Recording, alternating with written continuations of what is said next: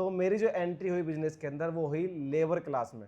मेरे लिए एक पिकअप बनाई, महिंद्रा पिकअप बोलेरो। उन्होंने मुझे वो दे दी। रिक्वेस्ट करी कि हम लोग एक नई ब्रांच खोलते हैं, ब्रांच चरथावल में। तो घर वाले उस बात को लेके एग्री नहीं हुए कि कैसे चलाएगा, लेबर चोरी कर लेगी, नहीं चल पाएगी। हमारी जो कंपनी का रेवेन्यू है वो 40 करोड़ है।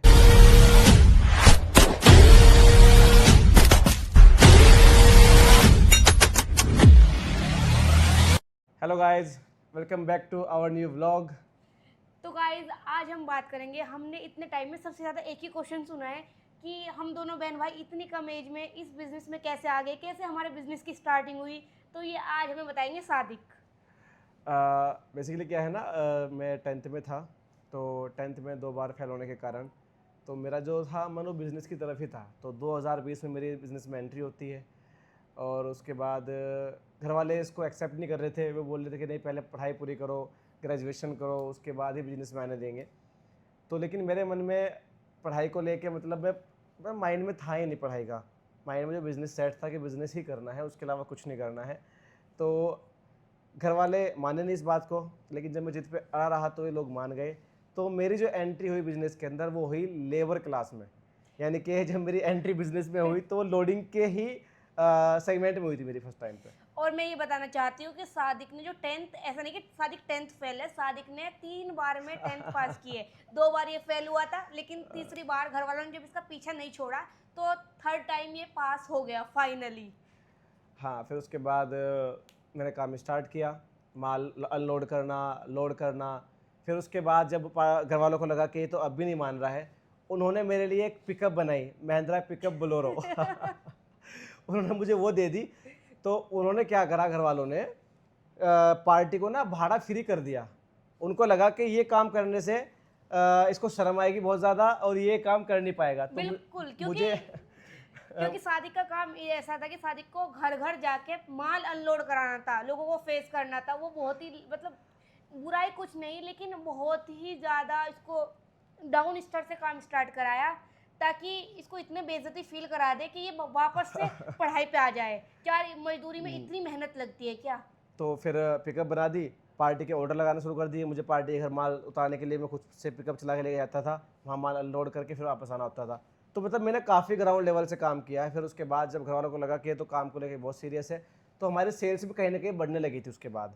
तो जैसे पार्टी को हमने ऑफर देने स्टार्ट कर दिए, भाई भाड़ा फ्री है, सब कुछ फ्री है। तो हमारे पास जो पार्टी 15 किलोमीटर से आ रही थी, फिर वो 20 किलोमीटर से आने शुरू हो गई थी, 30 किलोमीटर से आने शुरू हो गई थी हमारे पास पार्टी।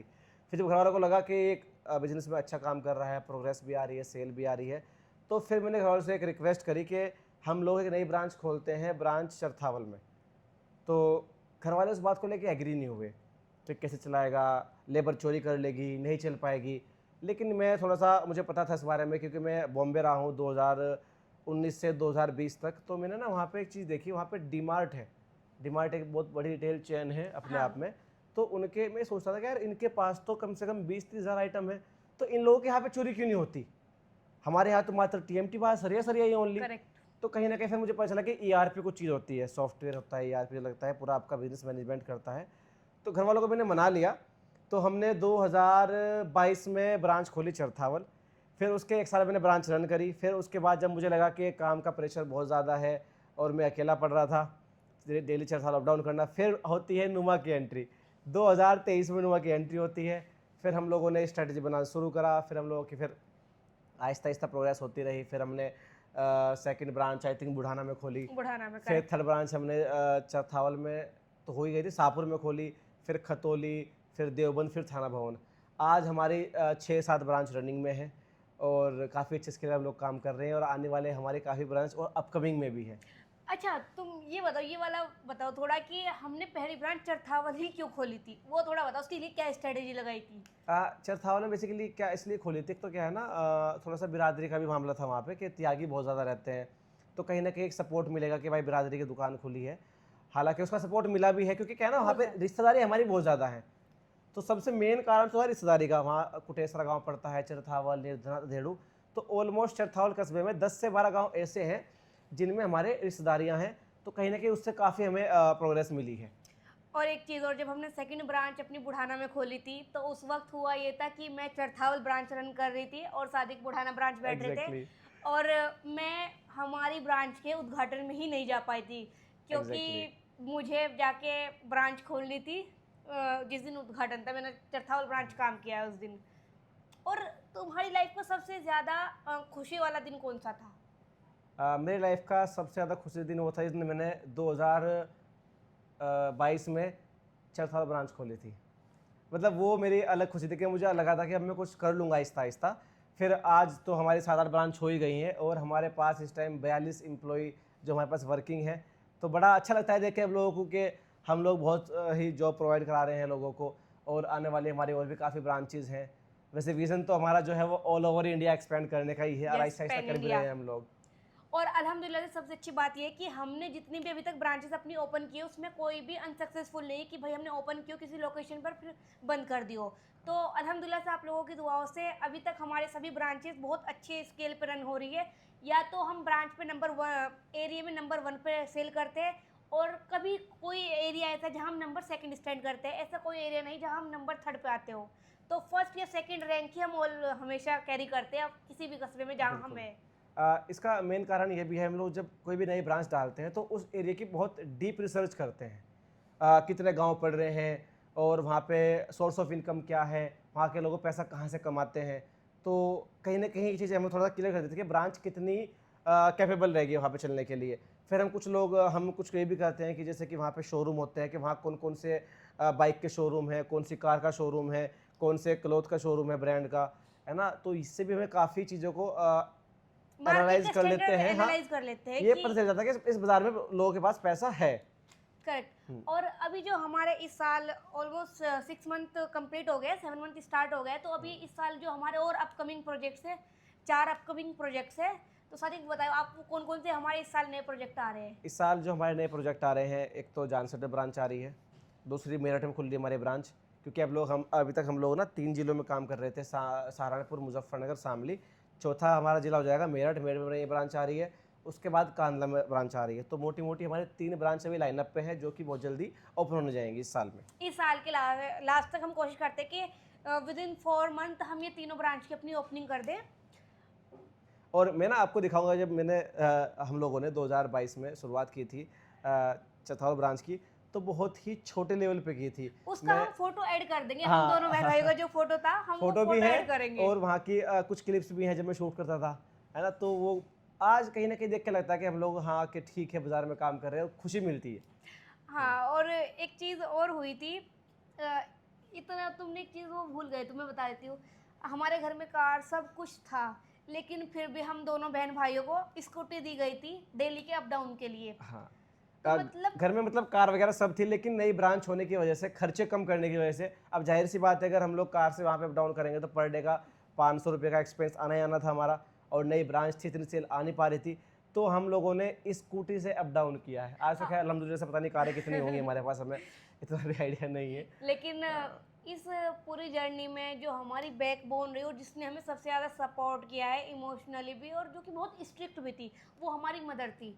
मतलब वो बहुत एक तरीके से अगर हम बोल सकते हैं तो वो बहुत ज़्यादा हाँ स्ट्रिक्ट थी काम को लेके। लेकिन साथ में ही जब जब हम थोड़ा, देखिए क्या है कि जब हम किसी बिजनेस को स्टार्ट करते हैं तो इमोशनली ब्रेक डाउन होता है। क्योंकि जो आप एक्सपेक्ट करते हैं कई बार वो आपकी एक्सपेक्टेशंस पूरी नहीं होती, जिस वजह से आप बहुत ज़्यादा डाउन फील करते हैं, डीमोटिवेट हो जाते हैं। लेकिन उन सब सिचुएशन में हमारी मदर ने हमें बहुत ज़्यादा संभाला है। एक बात और भी है, जब मेरी ज्वाइनिंग हुई थी लेबर सेगमेंट में, ब्रांच बड़ौदा में हमारी वाली में, तो मम्मा ने मुझे जो मेन चेयर होती है उस पर नहीं बैठने दिया है।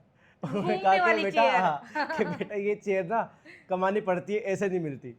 तो लेकिन मैंने इस बात को ना ईगो पे नहीं लिया। मैं इस बात को समझ गया कि मम्मा सही कह रही है कि भैया कुछ करके दिखाओ, कुर्सी तो अपने आप मिल जाती है, वो बड़ी बात नहीं है। अगर आप में खूबियाँ है और आप कैपेबल हो तो चेयर अपने आप आपके पास आ और जाएगी। आज अल्हम्दुलिल्लाह से हमारी 25 एज आसपास हो गई, हाँ। मुझसे बड़ी है 1 साल के आसपास। तो ये बताने की जरूरत नहीं थी। आज हमारी जो कंपनी का रेवेन्यू है वो 40 करोड़ है, और इस साल के मतलब इस फाइनेंशियल ईयर में इसको हम लोग जो क्लोज करेंगे मिनिमम 60 करोड़ पे क्लोज करेंगे। यस। तो ये सब था। ये हमारे काम की जर्नी रही है, जो आप लोगों को शेयर करनी थी हमने शेयर कर दी है।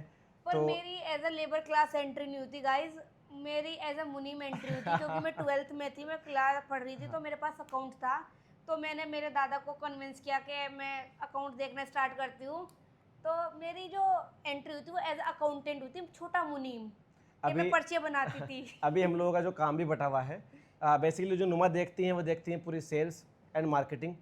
मेरा जो काम है वो परचेज़ का है, और एक्सपेंशन का ब्रांच कहाँ खोलनी है, कैसे खोलनी है, और पूरी टीम मैनेजमेंट का काम है मेरा बेसिकली।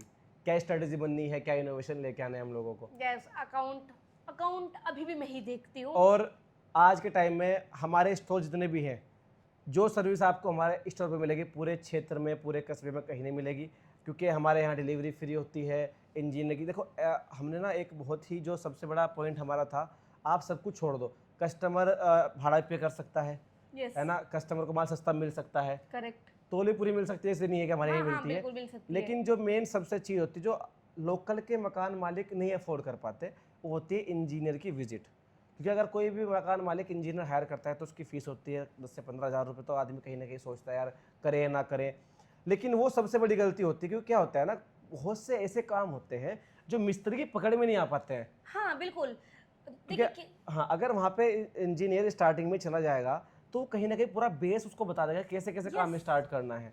करेक्ट। तो ये मैं सबसे बड़ा प्लस पॉइंट मानता हूँ कि हमारे ब्रांच में जो इंजीनियर की साइड विजिट बिल्कुल फ्री है, वो सबसे बड़ा प्लस पॉइंट है। बिल्कुल, क्योंकि उसका जो स्ट्रक्चर बन रहा है घर का, अगर वही वीक हो जाएगा तो फिर हाँ, जाहिर है कि उसकी मजबूती में कमी आनी आनी है। तो बिल्कुल। हम बेस से ही इंजीनियर प्रोवाइड करा देते हैं ताकि उसकी मकान जो बना रहे हैं, क्योंकि आपको पता है कि इंसान जिंदगी में, आम इंसान जो है जिंदगी में मुश्किल से 1 से 2 बार, एक बार तो बनाता ही बनाता है, दूसरी बार का कंफर्म नहीं होता है, 50-50 होता है कि बना सकते हैं दोबारा या नहीं। तो बिल्कुल। जब वो एक बार अपनी पूरी जिंदगी कमाई लगा के मकान बनाता है, तो हम भी चाहते हैं कि हम अपनी तरफ से कुछ उसे एक्स्ट्रा दें। मतलब कहने का मतलब ये है, हमारा मेन मोटिव ये है कस्टमर का काम एक्यूरेट एंड प्रॉपर होना चाहिए। और एफिशिएंसी क्रिएट रहे। दरअसल क्या है कि थोड़ा मैंने जो लोकल की मार्केट में, रूरल एरिया में नोटिस किया है, वो ये कि यहाँ लोग कैलकुलेशन बहुत ज़्यादा करते हैं कि मान लीजिए अगर 10,000 रुपये हम सिविल इंजीनियर को फीस देंगे, इतने में तो 2,000 ईंट आ जाएगी, या फिर 25-30 कट्टे आ जाएंगे सीमेंट के। ये सब थोड़ा कैलकुलेशन कर लेते हैं, या लेंटर का पूरा रेट 10,000 रुपये का आ जाएगा। हालांकि वो बचत नहीं होती है हाँ लेकिन उससे ज़्यादा अगर इंजीनियर ना आए तो उससे ज़्यादा वेस्टेज निकल जाती है। बिल्कुल, एब्सोल्युटली, क्योंकि हम, मैंने देखा है खुद पर्सनली साइड पे मिस्त्री, देखो ऐसा नहीं है, मैं सबके लिए नहीं बोल रही हूँ, लेकिन कुछ मिस्त्री बहुत ज़्यादा वेस्टेज करते हैं। वो सरिये में, सीमेंट में, सब कुछ बहुत ज़्यादा वेस्ट करते अच्छा, हैं। मैं अनुभव को बीच बीच में ना बोल देता हूँ, तो कहीं ना कहीं होता क्या है ना, माइंड में कोई बात चल रही रहती है, अगर वो टाइम पे ना बोली तो भूल जाते हैं उसको हाँ, और दरअसल एक चीज़ ये भी है कि हम बहन भाई होने की वजह से, तो वो एक बाय नेचर भी हमारी आदत है बीच में इंटरप्ट करने की। हाँ, अगर ऐसा होता कि शायद को इस चेयर पे कोई और बैठे होते जो कि मेरा ब्लड रिलेशन में ना होता, तो शायद मैं पहले बीच में उनको इंटरप्ट ना करती, या मेरी जगह कोई और बैठा होता तो शादी के बीच में शायद इंटरप्ट ना करते। लेकिन एज अ बिजनेस पार्टनर के साथ साथ हम बहन भाई भी है, तो वो एक जो नेचुरल चीज़ है ना, जो वो आदत बनी हुई है बचपन से आज तक, बीच में टोकने करने वो की। बीच में टोकने की वो है, वो सब में होगी तो यार। गाइज, हम लोगों ने आपको पूरी अपनी जर्नी शेयर की है अभी, और अभी आने वाले आपको प्रोजेक्ट भी बताए हम लोगों ने, तो जुड़े रहिए, हम आपको पूरी प्रॉपर अपनी जर्नी दिखाएंगे उस बारे में। तो गाइज, हमारे साथ जुड़े रहने के लिए धन्यवाद, और हमारा चैनल सब्सक्राइब कीजिए, और साथ में हमारे साथ हमारी जर्नी को देखते जाइए कि हम कैसे क्या क्या कर रहे हैं। Okay, bye bye. Bye bye, thank you so much.